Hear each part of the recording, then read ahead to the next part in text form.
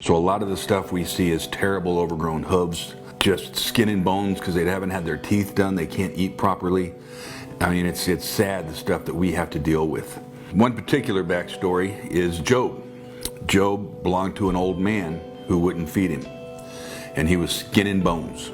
I mean, we didn't know if he was going to pull through once we got him. And I'm happy to say he was one of our first rescues. He's still with us today, and we just celebrated his 40th birthday. So that's a good story there. Never had a donkey, never owned a donkey.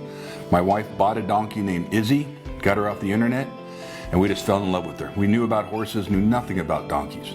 And what we found is nobody else did either. There was a lot of misinformation out there. Had no idea how loving and loyal, how friendly and smart they are. They're like big dogs. My wife Amy and I founded the Peaceful Valley Donkey Rescue in the year 2000 out in California. Originally we were just going to be a little mom and pop's operation, just sort of a hobby farm, and 20 years later we are the largest equine rescue in the world. We manage typically 3,000 donkeys at any one time. We have 3 corporate ranches, 20 sanctuaries, and we operate throughout the lower 48 states and the Caribbean. Typically speaking, donkeys have very little value, and so people don't think they're worth proper vet care.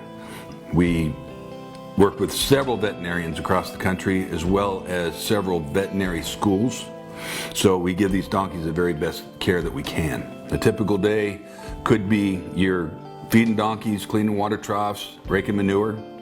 You could be waking up in a sleeping bag in Death Valley to check your traps.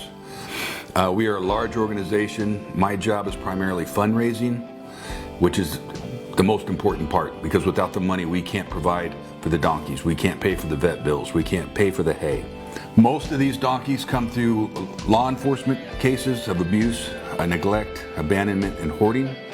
And then the other half come from our wild burro management. We catch all the wild burros for the National Park Service, U.S. Fish and Wildlife, the U.S. Army, the U.S. Navy, and NASA. We manage about 5 million acres of burro habitat. I like catching them. I just got back from Death Valley. Catching them is still a thrill. I still get thrilled when I see wild burros, and I've been doing this for 20 years. We're not trying to remove them all. We're just trying to get the levels sustainable. So that is cool. The wild burro part is cool. The coolest thing is being able to show people how great donkeys are. We do a lot of public events where we take the donkeys out, people can interact with them, and across the board people will say, I had no idea they were anything like this. So really promoting donkeys is a really cool thing, and just help us promote donkeys and so they can be seen in a better light.